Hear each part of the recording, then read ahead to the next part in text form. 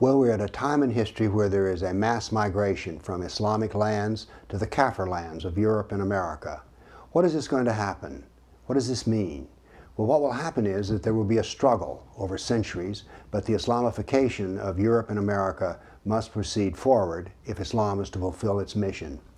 Because you see, we have here really two different civilizations.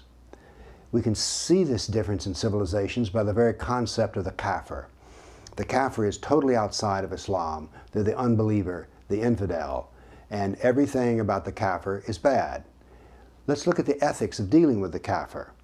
In Quran 48:29, Muhammad is the messenger of Allah, and those who are with him are hard against the Kafir and merciful amongst themselves. This is the principle of al-wala wal-bara, which is, according to some Muslim theologians, the second most important teaching of Islam. What this means is that Muslims are to love what Allah loves, which is Islam and Muslims, and they are to hate and despise that which Allah hates and despises, which are Kafirs. So what we have here is a dualistic ethical system in which Muslims are to be treated one way and Kafirs another way. So with this difference of ethical nature, we're going to have a separation of civilizations. Sharia is the supreme code of politics in Islam. In America, we have a constitution, but our constitution and law system is called Jahiliya, which is ignorance, which means it's not Muslim, it's not Islam, it's not Allah, so therefore it must be destroyed and taken down. Now, this does not happen overnight. This is a gradual process. The Sharia does not accommodate the Kafir other than to subjugate the Kafir. In the Sharia, we're less than Muslims.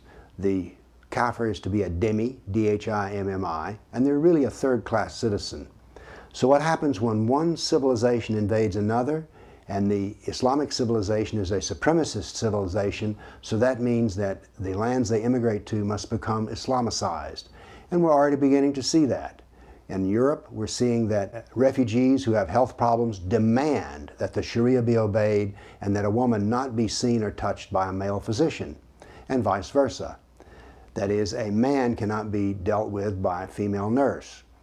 This is a process of the Sharia. This is a process of subjugating. This is a process of one civilization struggling against another in order to prevail.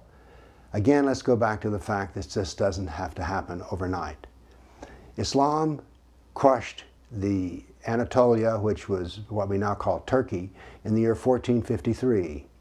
But it took centuries for all of the Sharia to dominate all of Turkey. It took centuries. So it's a slow process, but it's a process that always works. Remember, the Middle East used to be Christian. What happened? Well, the Sharia became implemented. The Christians became dhimmis, which means that gradually they're eliminated over a period of centuries. Now you may say, oh, this is ridiculous. I know some nice Muslims at work and they're not trying to change anything. They're just trying to get on with their lives. Remember, all it takes is a few to be leaders. That does not mean that the mass of every Muslim that you meet in America is all about Sharia. They may not even really know what Sharia is, but their imam does, and their leaders in the Muslim Brotherhood know. And they're the point people. They're the ones who really drive the dialogue that occurs in the media and influencing politics.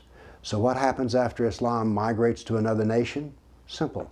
That nation begins to receive the benefit of being attacked through a long, slow, corrosive process of the Sharia. Over time, the Kafir nation falls. That's what history teaches. North Africa, remember. Egypt, remember. They were all Christian, but no more. There's a few Christians left, but those will be eliminated over time too. So we have a clash of civilizations. The problem is that Islam wants to win and that we just want to tie. You know how that works out on the sports field? Yes, you do. And that's what will happen to us until we decide that we want to prevail and that we want to win, because otherwise we will be crushed and become dhimmis. That's the way Islam works. Look at its history for 1400 years. Thank you.